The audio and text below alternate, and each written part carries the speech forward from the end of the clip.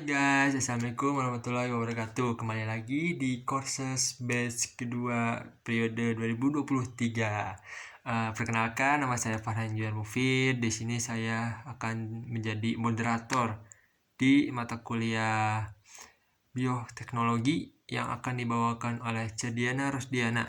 Nah, mungkin dari beberapa teman-teman mungkin akan banyak pertanyaan. Nah, mungkin nanti akan disediakan link Gform untuk pertanyaan-pertanyaan dari teman-teman.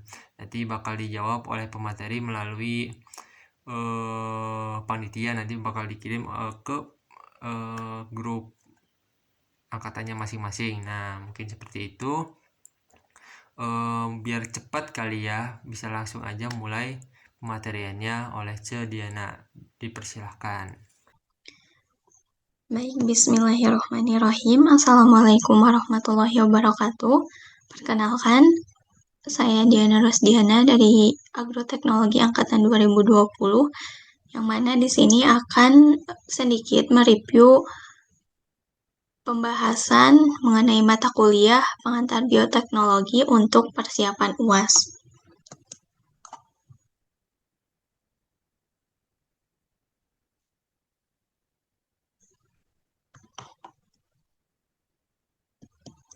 Nah, untuk agenda atau topik bahasannya itu terdiri dari 5. Yang pertama itu ada kultur jaringan atau kultur in vitro, lalu mengenai teknik mikropropagasi, lalu tentang kultur dan fusi protoplas, lalu mengenai aplikasi teknologi DNA rekombinan pada tanaman, serta transformasi gen melalui agrobakterium. Nah, sebelum lebih lanjut, kita harus mengetahui kultur jaringan itu apa.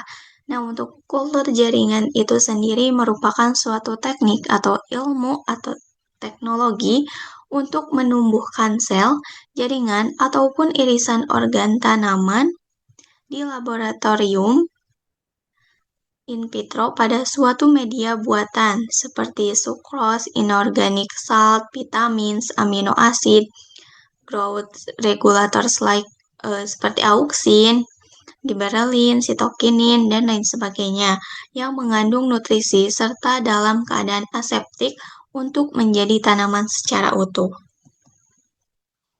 Nah, lalu menurut teori dasar kultur jaringan yang dikemukakan oleh para ahli, yang mana mengenai ada totipotensi sel, yang mana di sini dijelaskan bahwa kemampuan suatu sel untuk tumbuh dan berkembang menjadi individu baru yang utuh bila ditumbuhkan pada kondisi atau lingkungan yang sesuai. Lalu sedangkan untuk autonomi sel itu merupakan kemampuan suatu sel untuk tumbuh dan berkembang menjadi individu baru yang utuh bila ditumbuhkan pada kondisi atau lingkungan yang sesuai. Jadi dari teori dasar kultur jaringan ini intinya itu untuk menumbuhkan dan mengembangkan individu baru secara utuh yang bila ditemukan itu sesuai dengan kondisi dan lingkungannya. Nah, lalu di sini juga ada istilah-istilah kultur jaringan yang harus diketahui gitu. Yang pertama itu ada explant. Nah, explant ini merupakan bahan tanam awal atau bahan perbanyakan berukuran kecil, kurang dari 1 mm, yang mana explant ini dapat berupa sel atau kultur sel, protoplas atau kultur protoplas, lalu epidermis, empulur atau kultur jaringan, meristem apikal atau lateral, tunas apikal maupun lateral atau kultur tunas, irisan batang, daun maupun akar atau kultur organ. Lalu kalus. Nah, kalus itu apa? Kalus adalah sel yang belum berdiferensiasi. Lalu ada plantlet atau tanaman baru yang diperoleh dan bersifat identik dengan induknya. Lalu ada subkultur, yaitu pemindahan hasil kultur in vitro ke media baru. Nah, untuk tahapan kultur in vitro sendiri itu ada 5, yang mana ada tahap 0, tahap 1, tahap 2, tahap 3, dan tahap 4. Tahap 0 di sini dilakukan seleksi tanaman induk atau varietas yang bebas penyakit. Lalu yang kedua ada tahap 1, yaitu inisiasi, yang mana untuk mendapatkan explant yang steril dan merupakan tahap paling penting di tahap ini. Lalu yang kedua itu ada produksi propagula, yaitu mendapatkan organ atau jaringan untuk multiplikasi bibit. Contoh, propagula itu ada tunas aksilar, tunas adventif, dan embrio. Lalu yang ketiga itu ada tahap persiapan funlet. Sebelum aklimatisasi tunas atau funlet ini yang dihasilkan dari tahap 2 ditumbuhkan pada media tanpa karbohidrat dan funlet mulai berfotosintesis. Lalu yang terakhir atau tahap 4 ini ada aklimatisasi funlet, yang mana tahap adaptasi funlet dari kondisi steril ke semi steril, yaitu 50% kondisi lab dan 50% kondisi lapangan. Nah, apa saja sih keuntungan kultur jaringan? Nah, kultur jaringan sendiri itu pertama, tidak tergantung iklim atau dapat dilakukan kapan saja. Lalu yang kedua, membutuhkan tanaman induk yang sedikit dan tidak merusak tanaman induk. Lalu yang ketiga, menghasilkan bibit dalam jumlah banyak dengan waktu relatif singkat. Lalu memproduksi bibit sepanjang tahun dengan sifat yang seragam. Lalu yang kelima, tidak membutuhkan banyak lahan. Lalu yang keenam, konservasi tanaman atau memperbanyak tanaman-tanaman yang sulit diperbanyak secara alami. Nah,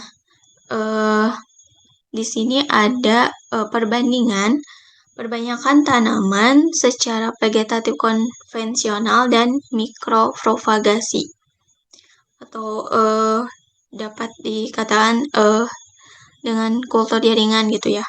Lalu yang di sini untuk biaya untuk secara konvensional itu murah, tapi jika dilakukan dengan mikropropagasi itu cukup mahal.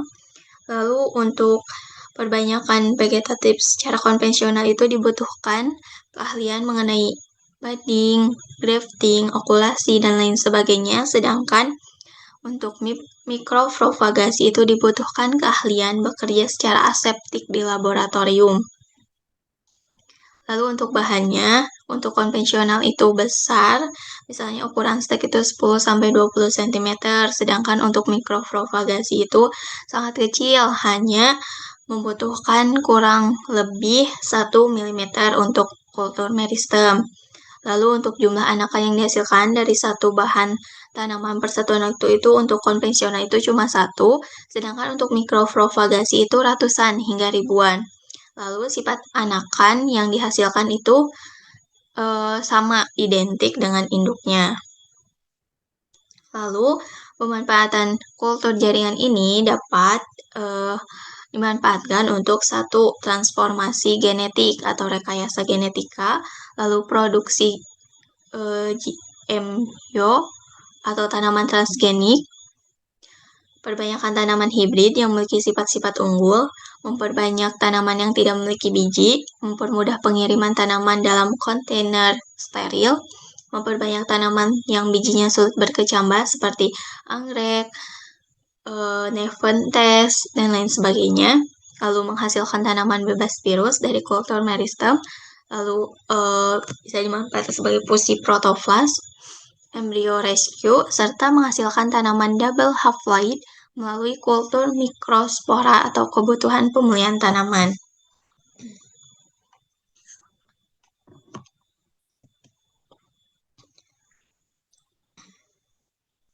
Tadi sudah disinggung mengenai sorry ya, mengenai mikropropagasi, yang mana secara umum mikropropagasi ini tuh perbanyakan mikro atau usaha menumbuhkan bagian tanaman dalam media aseptis, kemudian memperbanyak bagian tanaman tersebut sehingga dihasilkan tanaman sempurna. dalam jumlah banyak. Nah, mikrofrugasi ini merupakan perbanyakan dari galur tanaman yang terpilih melalui teknik kultur jaringan. Tujuan utamanya itu memproduksi tanaman dalam jumlah besar dan waktu yang singkat.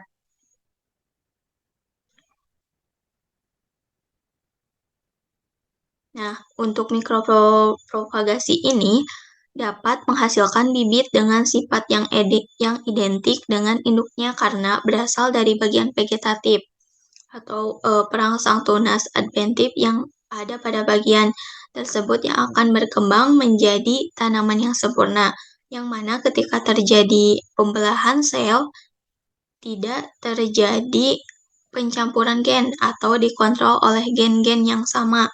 Nah, seperti dalam gambar ini yang mana diambil itu dari tunas-tunas dari akar adventif yang di eh, yang dikulturkan dan akan menghasilkan eh, yang pertama sel ini dikultur jaringankan lalu akan menghasilkan panlet dan akhirnya akan dihasilkan tanaman sempurna dan dalam jumlah banyak. Nah, untuk teknik mikropropagasi ini eh, terlihat seperti dalam gambar ini.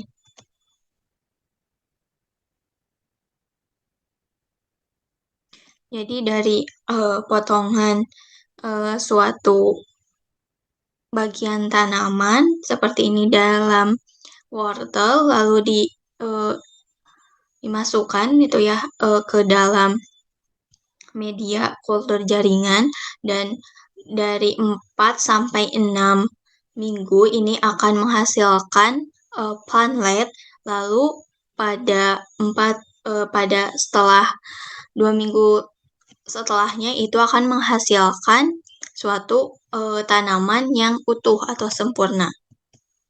Nah, kultur selanjutnya mengenai kultur dan fusi protoplas. Nah, untuk protoplas ini merupakan sel yang sudah kehilangan dinding selnya dengan reaksi enzimatik. Lalu untuk kultur protoplas adalah metode atau teknik kultur in vitro dengan eksplan berupa protoplas. Nah, fusi protoplas ini tuh merupakan penggabungan material genetik dari spesies-spesies yang berbeda yang secara normal mungkin tidak bisa disilangkan. Istilahnya itu hibridisasi somatik.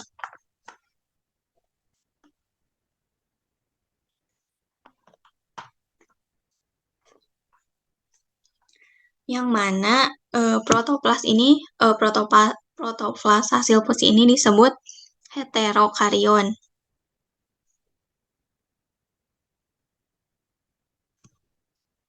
Dan mungkin untuk apa ya dari ada istilah yang harus diketahui mungkin dari kultur jaringan itu mengenai klon.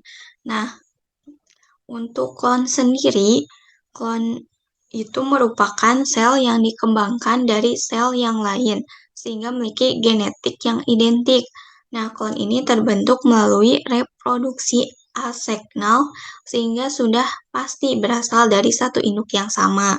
Contohnya itu pada bibit mikropropagasi karena perbanyakan atau regenerasinya melalui isolasi bagian-bagian vegetatif tanaman induk. Tadi ya mungkin sedikit tambahan mengenai klon yang dihasilkan oleh teknik mikropropagasi. Nah, kita lanjut lagi mengenai tahapan kultur dan fusi protoplas. Yang pertama itu kita harus mengisolasi protoplasnya dengan bantuan enzim pektinase dan selulase, lalu proliferase, lalu selanjutnya itu ada tahapan proliferase protoplas atau regenerasi dinding sel, sintesis DNA menuju mitosis, dan sitokinesis yaitu terpisahnya sitoplasma yang diikuti pembelahan inti. Lalu selanjutnya ada regenerasi, yang mana induksi pembentukan tunas, pemanjangan tunas, dan akar kalus. Untuk menghasilkan kalus. Nah, untuk metode fusi protoplas itu ada dua. Yang pertama ada fusi diinduksi secara kimia dengan bantuan enzim. Lalu yang kedua itu dengan elektrofusion. Nah, untuk konversi atau regenerasi protoplas hasil fusi menjadi tanaman dapat digunakan teknik kultur embriogenesis somatik maupun organogenesis. Seperti dilihat pada gambar ini ya, gabungan atau interrelasi antara kalus, sel, dan protoplas dalam kemampuannya untuk regenerasi. Nah, perbedaannya organogenesis dengan embriogenesis ini seperti apa? Nah, untuk perbedaannya itu untuk organogenesis ini merupakan proses terbentuknya struktur organ seperti tunas dan akar pada sel atau jaringan kalus setelah expand ditanam. Jadi eh, jadi ini terbentuknya struktur organnya itu ketika setelah expand ditanam, yang mana organogenesis ini pada jaringan atau massa sel kalus ini dapat terjadi melalui kultur padat atau pada media agar maupun pada kultur cair. Sedangkan embriogenesis somatik merupakan proses pembentukan embrio tanaman di mana sel-sel somatik ini baik haploid maupun diploid berkembang membentuk tumbuhan baru melalui tahapan perkembangan embrio yang spesifik tanpa melalui fusi gamet. Namun regenerasi hasil keduanya itu menghasilkan keragaman genetik yang mana pada organogenesis ini tanaman yang diregenerasikan dari kalus dapat memperlihatkan variabilitas secara dari eh, apa ya, lebih dapat memperlihatkan variabilitasnya, sedangkan pada embriogenesis ini juga banyak digunakan untuk pemuliaan tanaman di samping untuk memproduksi tanaman dalam jumlah banyak, juga dapat menyebabkan variasi somaklonal yang dapat ditingkatkan oleh adanya kondisi kultur. Nah, lalu selanjutnya itu mengenai teknologi DNA rekombinan, yaitu kumpulan teknik atau metode yang digunakan untuk mengkombinasikan gen-gen di dalam tabung reaksi.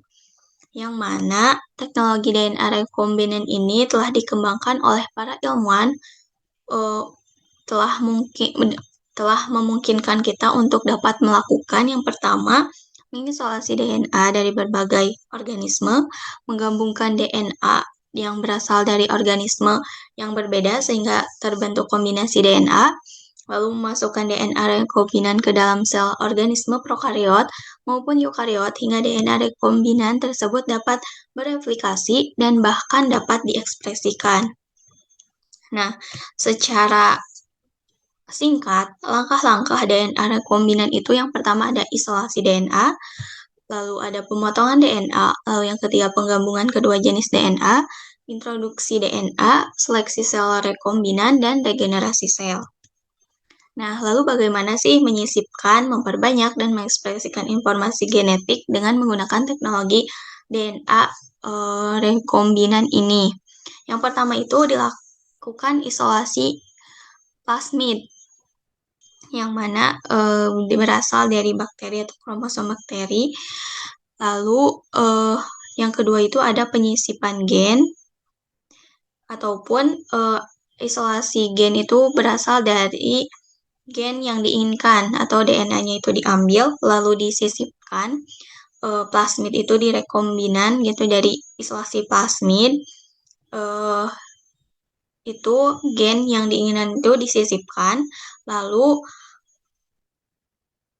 setelah itu memasukkan plasmid ke dalam sel bakteri, lalu memperbanyak sel bakteri atau nanti akan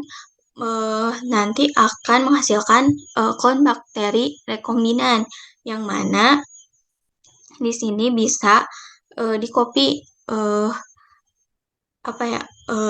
hal-hal yang ingin diambilnya seperti ini. Bisa mengcopy proteinnya, yang mana protein ini dapat dibuat untuk membuat salju, lalu untuk melarutkan gumpalan darah dalam terapi serangan jantung. Lalu di sini juga diambil gennya itu untuk mengubah bakteri agar dapat membersihkan limbah, ataupun gen ini disisipkan pada tanaman. Nah, lalu di sini eh, ada teknologi DNA rekombinan pada tanaman, yang mana di sini mekanisme transfer tDNA dari plasmid agrobakterium ke kromosom sel tanaman, yang mana secara umum mekanisme proses transformasi kromosom tumbuhan gen oleh agrobakterium ini dengan menempelkan pada sel tanaman yang telah dilukai. Jadi sel tanamannya itu dilukai terlebih dahulu, lalu agrobakterium tumefaciens ini disiapkan untuk dimanfaatkan plasmid TI sebagai vektor untuk mengklonkan gen yang diinginkan. Gen yang diinginkan ini disisipkan pada bagian tDNA. Nah, di sini disisipkan di bagian tDNA yang terdapat situs restriksi atau pemotong. Setelah berhasil, maka Agrobacterium tumefaciens ini akan memiliki plasmid TI. Kan di sini tadi setelah disisipkan, lalu akan menghasilkan plasmid TI rekombinan. Nah, ini ya setelah direstriksi itu akan dengan bantuan enzim dan DNA ligase ini akan menghasilkan plasmid TI rekombinan. Lalu selanjutnya itu dilakukan introduksi ke dalam sel tumbuhan. Lalu selanjutnya dilakukan regenerasi tanaman yang mengandung tDNA rekombinan sehingga didapatkan tanaman yang baru seperti pada gambar ini.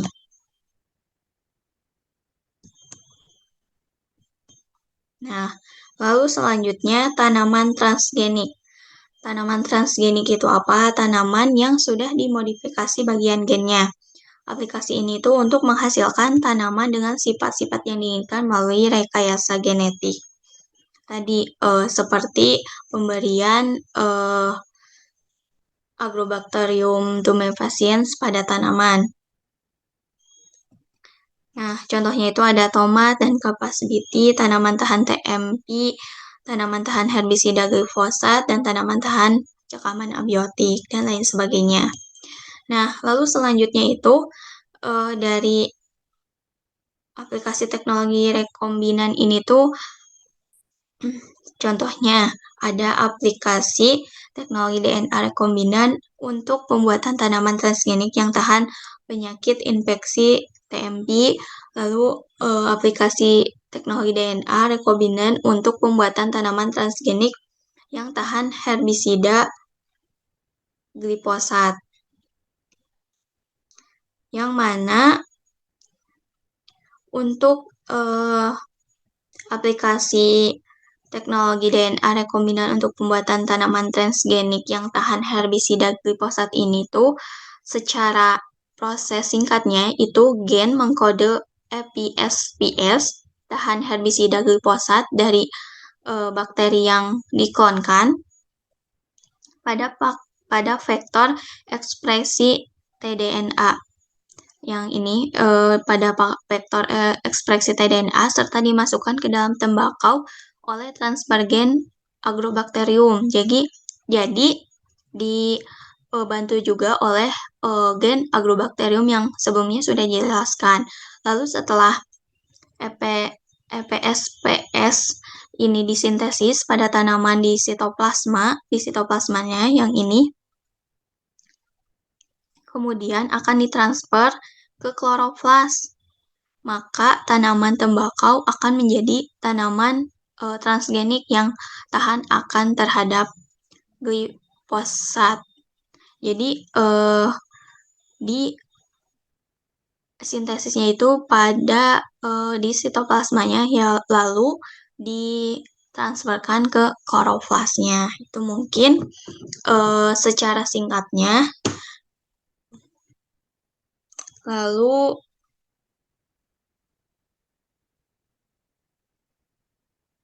mungkin untuk tambahan, nah